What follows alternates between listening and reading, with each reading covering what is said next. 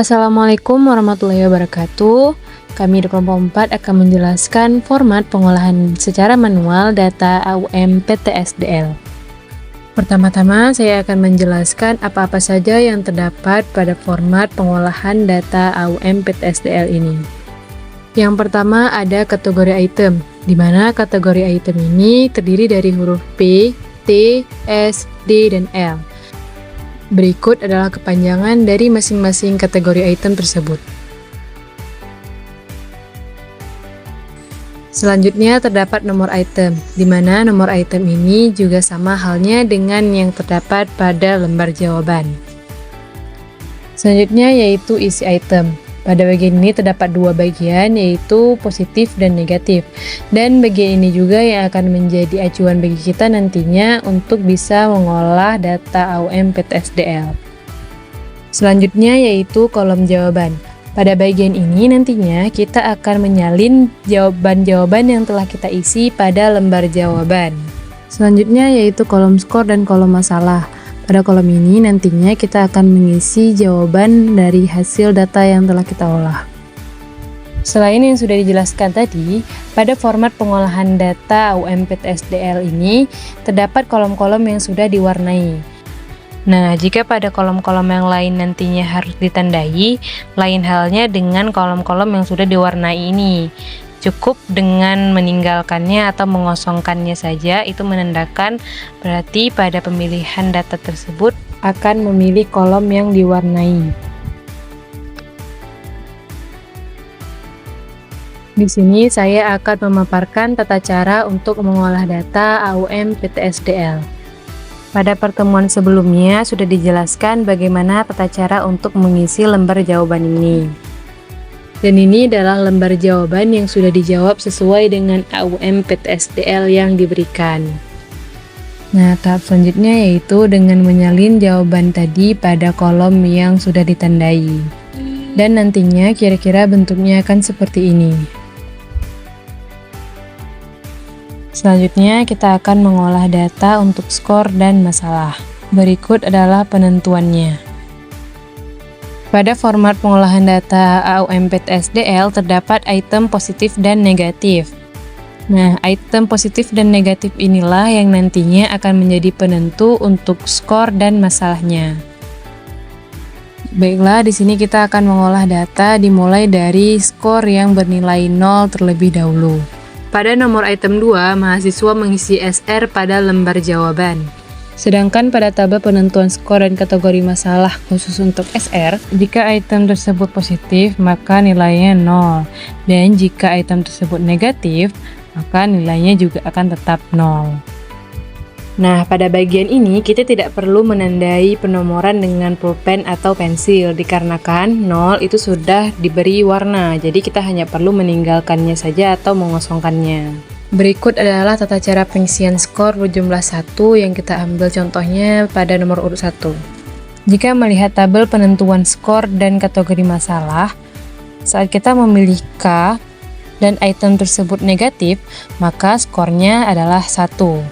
Berikut adalah tata cara pengisian skor berjumlah 1. Selanjutnya kita akan mencoba untuk mengolah data yang memiliki skor 2. Pada nomor 5, mahasiswa menjawab L pada lembar jawaban, sedangkan nomor 5 memiliki item positif. Menurut tabel penentuan skor dan kategori masalah, jika jawaban mahasiswa L dan memiliki item positif, maka skornya bernilai 2. Berikut adalah tata cara pengisian skor berjumlah 2. Selanjutnya adalah bagaimana pengolahan data sehingga dapat mencentang bagian masalah. Di sini mahasiswa menjawab L pada nomor item 8, sedangkan pada nomor item ini bersifat negatif. Jika melihat tabel penentuan skor dan kategori masalah, jika mahasiswa menjawab L sedangkan itemnya negatif, maka jawabannya adalah ya masalah. Disinilah kita baru bisa mencentang ya pada kolom masalah. Setelah mengolah data-data tadi, pada halaman terakhir kita akan mengolah kembali data-data yang telah kita dapatkan. Nah, di sini data yang kita olah adalah data nilai skor dan data nilai masalah. Sebelumnya akan saya jelaskan terlebih dahulu apa saja yang terdapat pada halaman terakhir ini. Yang pertama ada komponen masalah. Pada komponen masalah ini terdapat jumlah pernyataan dari setiap kategori item yang tersedia. Selanjutnya yaitu kolom skor. Pada kolom skor ini terdapat jumlah mutu, persentase mutu, dan juga persentase rata-rata. Yang terakhir ada kolom masalah. Pada kolom masalah ini terdapat nomor item, jumlah masalah, dan juga persentase masalah. Cara pengerjaannya adalah kita cukup menjumlahkan nilai-nilai yang terdapat pada kolom seperti berikut dari setiap kategori-kategori item yang ada. Di sini saya akan menjumlahkan kategori P yang pertama terlebih dahulu. Ternyata setelah dijumlahkan, kategori P menghasilkan nilai 5. Mahasiswa hanya perlu menjumlahkan kategori item seterusnya seperti T, S, D, L, P, T, dan seterusnya. Sekarang kita akan menjumlahkan mutu pada jawaban mahasiswa. Kita akan mulai dari P terlebih dahulu. Pada format pengolahan data AUMPTSDL yang diberikan, terdapat 4 kategori item P. Sebelumnya kita sudah menjumlahkan setiap kategori item. Di sini kita akan menjumlahkan lagi setiap kategori item yang sama. Setelah dijumlahkan, kategori item P seluruhnya berjumlah 19. Cara ini juga digunakan untuk mencari jumlah mutu kategori item yang lain, seperti T, S, D, dan L. Nah, sekarang kita akan mencoba untuk mencari persentase mutu. Saat mencari persentase mutu, kita akan menggunakan rumus sebagai berikut. Tadi kita sudah menemukan jika jumlah mutu pada kategori item P itu berjumlah 19. Dan banyaknya pernyataan pada item P itu berjumlah 20. Di rumus disebutkan jika banyaknya pernyataan dikali 2, maka hasilnya akan menjadi 40. Sehingga saat dijumlahkan akan menghasilkan nilai X sebagai berikut. Nah, nilai X inilah yang nantinya akan kita letakkan pada persentase mutu. Nah, begitu pula untuk mencari persentase mutu pada komponen masalah T, S, D, dan L. Selanjutnya kita akan mengisi kolom masalah. Pada bagian ini kita hanya mengisi nomor item yang menjadi masalah saja. Di sini ada beberapa nomor item yang sudah tercentang. Kemudian kita akan memilah masalah yang sudah dicentang tadi untuk tiap komponen masalahnya. Kita akan mulai untuk komponen masalah P terlebih dahulu. Pada kategori item P yang menjadi masalah adalah nomor 32, 62, 63, 64, dan 65. Maka kita akan menyalin nomor-nomor yang menjadi masalah tadi ke kolom berikut. Begitupun dengan kolom-kolom selanjutnya. Setelah itu, di sini kita akan mengisi jumlah masalah. Kolom jumlah masalah ini merupakan total masalah yang telah kita dapatkan tadi.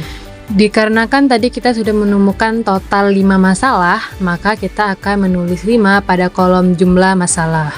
Dan begitupun cara yang sama untuk kolom-kolom selanjutnya. Nah, yang terakhir kita akan mencari persentase masalah. Rumus untuk persentase masalah adalah sebagai berikut.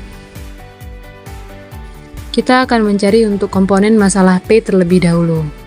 Sebelumnya kita sudah menemukan jika jumlah masalah yang terdapat pada komponen masalah P itu adalah 5. Dan jumlah pernyataannya adalah 20. Lalu kita akan mengalikan dengan 100 untuk mendapatkan persentase. Nah, setelah dijumlahkan, ternyata hasilnya adalah 25. Maka, persentase untuk masalah pada komponen masalah P itu adalah 25%. Sekarang kita akan menjumlahkan persentase mutu dan persentase masalah. Sebelumnya kita harus mengubah dulu total dari jumlah mutu menjadi X dan total dari jumlah masalah menjadi Y. Barulah kita dapat mencari persentasenya. Di sini kita akan menggunakan rumus sebagai berikut. Untuk mendapatkan nilai X, kita harus menjumlahkan terlebih dahulu seluruh jumlah mutu yang sudah kita dapatkan. Untuk mahasiswa ini, total dari jumlah mutunya adalah 199. Setelah dijumlahkan, hasilnya adalah 55,27. Barulah kita dapat mengisi persentase mutu dengan hasil yang sudah kita dapatkan tadi. Selanjutnya kita akan mencari persentase masalah. Untuk mencarinya, kita menggunakan rumus sebagai berikut. Sama seperti tadi, namun kali ini kita akan menjumlahkan total dari jumlah masalah. Untuk mahasiswa ini, total dari jumlah masalahnya adalah 28. Dan setelah dijumlahkan dengan rumus, hasilnya adalah 15,5. Setelah itu, kita baru dapat memasukkan hasilnya pada kolom persentase masalah. Itu tadi tata cara pengolahan data AUM-PTSDL. Sekian dari kelompok kami, mohon maaf bila ada kesalahan. Assalamualaikum warahmatullahi wabarakatuh.